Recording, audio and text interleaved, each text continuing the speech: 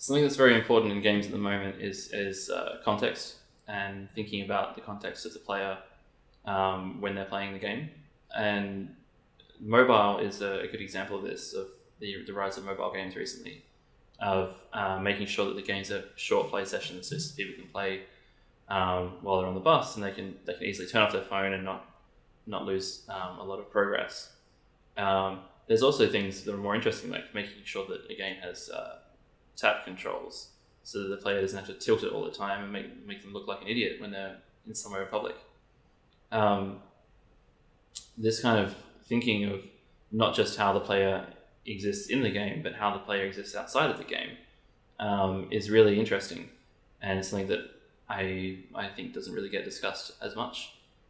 Part of the idea of putting these events on is to extend the play into the public space, whether that's a game that may require you to move physically, like Magnetize Me. It's a great example. Or it's a game that you can alter to make that a thing. There's a popular version of Mario Kart where you have to form teams and physically sit in a seat to play, and then swap out physically with a teammate every time you complete a lap. There's a version of Doom that we put together, Doom being an old first-person shooter game that requires players to navigate cooperatively using dance mats. It's also really important to think about the player coming into an event or an exhibition and how they view the whole collective works, because none of these works exist in a vacuum.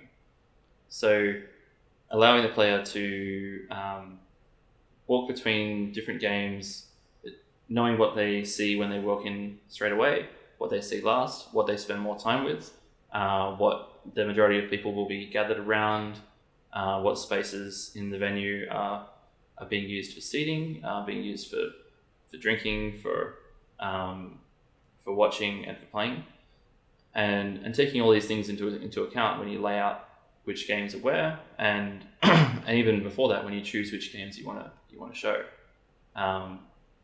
Being able to design it like a course of food, to say this is what we want. We don't want too much to overwhelm someone coming into the venue.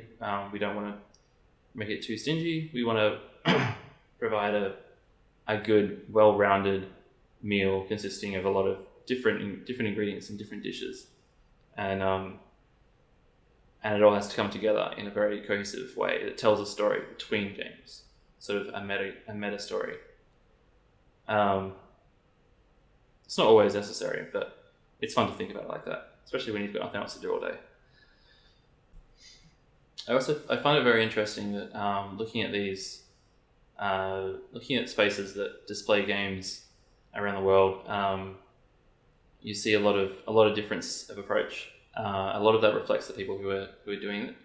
When we were looking at stuff and taking inspiration originally, we were looking at places like Baby Castles in New York, which is a lot more of a gallery approach, a very flexible space, but not a sustainable business model. Then you have places like Wild Rumpus that they describe themselves as more of a club scene with games. And then we had a look at Melbourne and found the Hopper Garden stuff, and that was these games in these really public spaces, and this really playful and sort of subversive approach to games in public. And we found all these things, and we kind of emulated whatever we could, and found our way. Ended up being this kind of backyard house party approach of sitting around and just drinking some beers and playing some games. And it was, at no point was it a conscious decision. It's just how we felt most comfortable. And I found that really reflected through the whole atmosphere of the place, how to make the place feel more inviting and comfortable to someone walking in for the first time. For us, it happened to be booze, but that's definitely not a decision that is universal to games parties. it's a really interesting. It's just at the moment it's very interesting to see what's popping up around the world and who's doing it and what parts of their personality is being reflected in these things. It's a very personal industry at the moment, and it's amazing.